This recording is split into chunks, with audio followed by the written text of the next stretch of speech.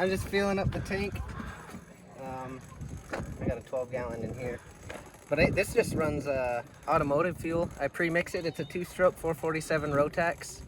It's a 40 horsepower engine. This thing only weighs 328 pounds. It's super light. Super cool. It's super cool. The landing gear comes up and it's amphibious, so I landed on the river, but I just pulled up onto the land, put the gear down, pulled up, and it's just such a super versatile airplane. It's called a Ventura, and it's an ultralight, and you don't need a pilot's license for it, but I got mine in December, and this thing is actually pretty crazy because I got it about 2 years ago, and then I got my pilot's license in December, and then I went up in March with Ethan Ford, and he went up with me, and we put it together, and then I flew it back down from Fairbanks. And those areas, the wind was gusting 20 to 25 knots, and this thing is so light, so I was just getting beat up the whole time. I'd be going, and I'd get hit by a crosswind, and all of a sudden the plane would go way sideways, and you could see the ground straight down, and I have to give it full rudder and full aileron just to get it straight again. And then there was one point I was actually flying, and I hit rotoring wind off of a mountaintop, and it was rotoring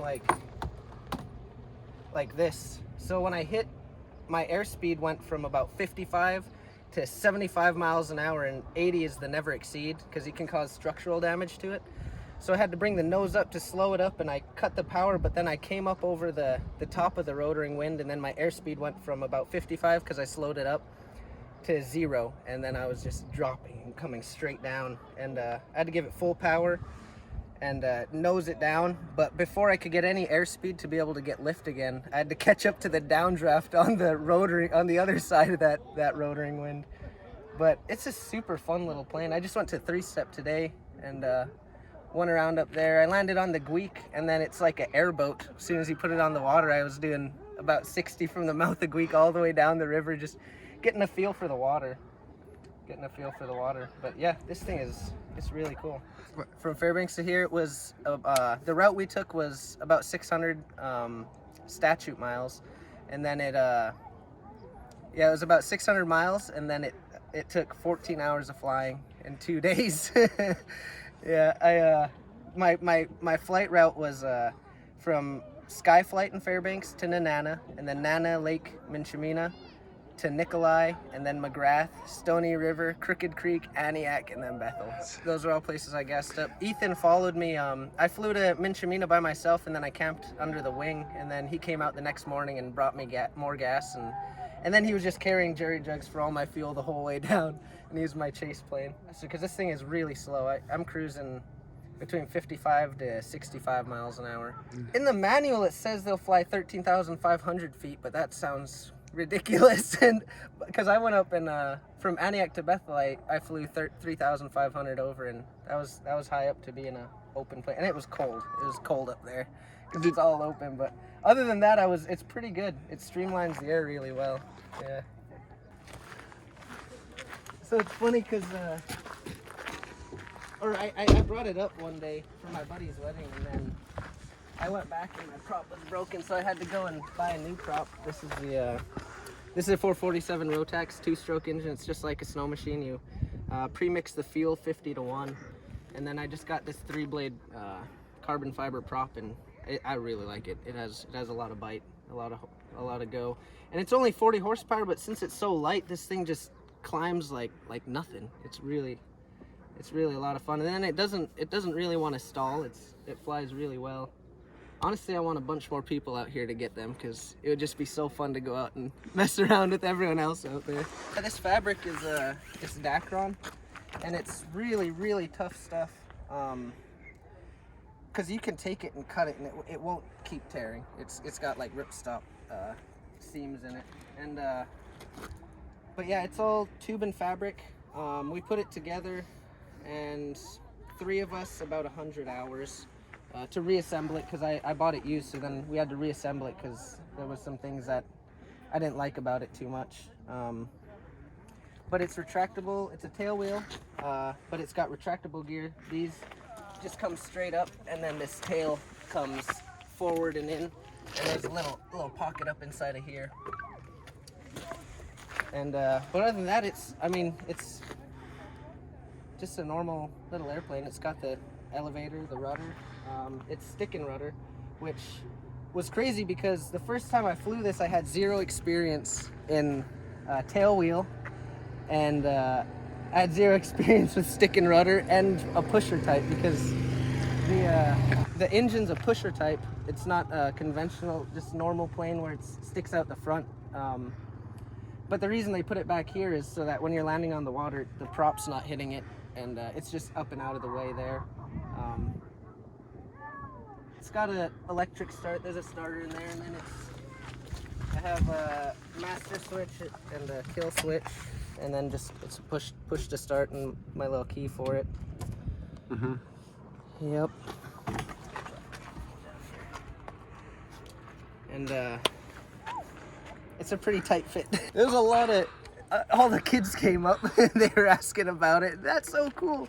One of them said, he's like, how much did that cost? And I was like, I think I broke open 3 piggy banks for this one. It's definitely a lot different to see them sitting down in the water versus, yeah, just being on the ground or even on floats. And this hull is actually designed just like a float. It's a float on wings. It's got 3 little steps, just like a normal float, and then the little step up here.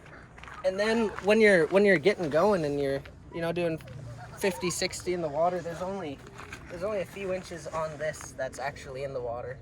You're just kind of gliding across the top of it. It doesn't sit because you're just going so fast. It gets really, really on step. Yep. It doesn't like waves. I tried there was tiny waves one day, and I wanted to see how it felt on the waves, and they were really little, and I started going, and it started porpoising, up and down, and then I wasn't even at an airspeed where I could fly, but it just jumped up like 20 feet in the air, and I had to nose it down and come back down because I wasn't flying fast enough to keep lift and keep in the air, because I was in ground effect, which shot me up. But as soon as I came out of it, then it just started dropping again, and then I was just had a series of bouncing, and I got it to slow down and stop, and ended up just going right into straight slew because it was right out of the wind. It was nice over there.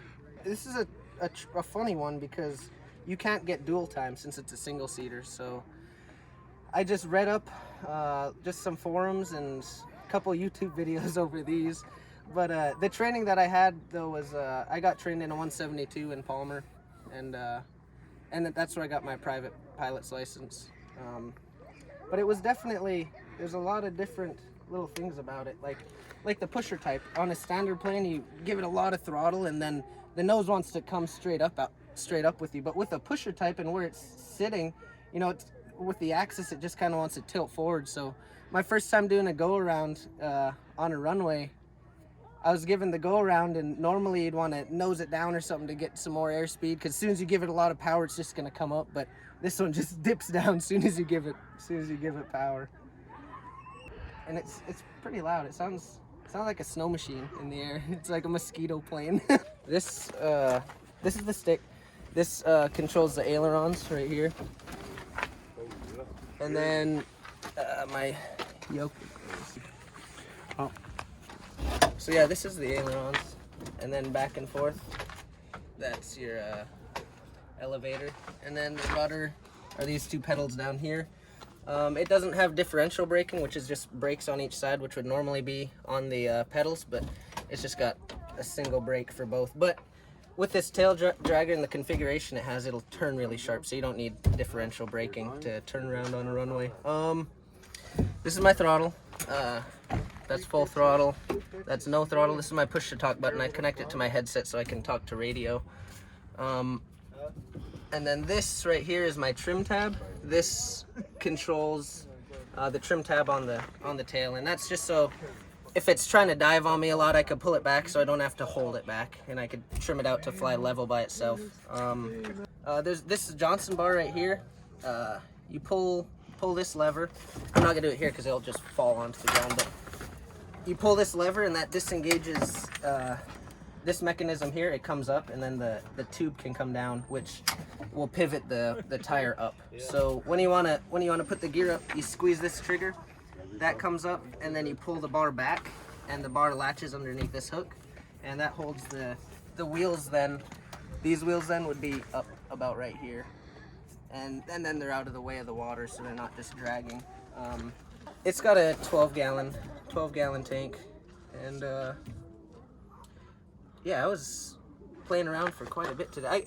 I get about 120 miles with the other prop, but this one seems to be a little bit more efficient. I think I'd have about 3 hours on this, and that's cruising at about 60. But about 3 hours of flight time. Here's a primer. It's all simple. There's a pump just so you could fill your carbs up. And yeah, that's all there is to this. There's really not too much to it, and the instruments are extremely basic. Yep. Need to get this right here for racing use only. And nice carbon fiber.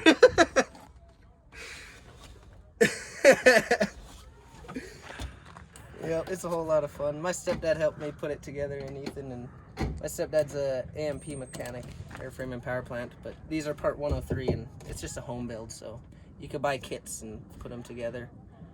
Yep.